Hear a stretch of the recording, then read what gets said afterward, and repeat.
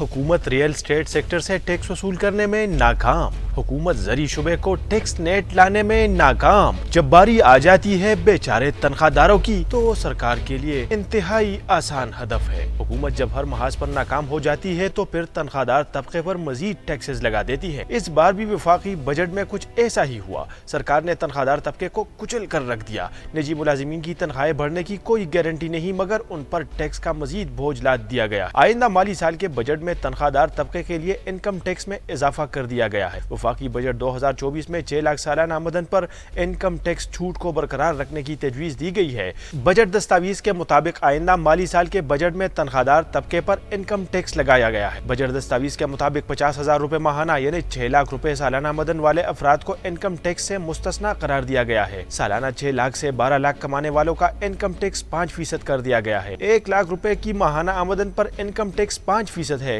यूं माहाना income tax 1250 से बढ़ाकर 2500 रुपए कर दिया गया है। सालाना 12 लाख से 22 लाख रुपए आमदन पर टैक्स 15% कर दिया गया है। माहाना 1,83,344 रुपए तनख्वाह वालों पर इनकम टैक्स 15% आयद होगा। यानी इन अफराद का इनकम टैक्स 11,667 से बढ़ाकर 15,000 रुपए माहाना कर दिया गया है। सालाना 22 लाख रुपए से 32 लाख रुपए आमदन पर टैक्स 25% आयद होगा। माहाना 2,67,667 रुपए तनख्वाह पर टैक्स 25% कर दिया गया है।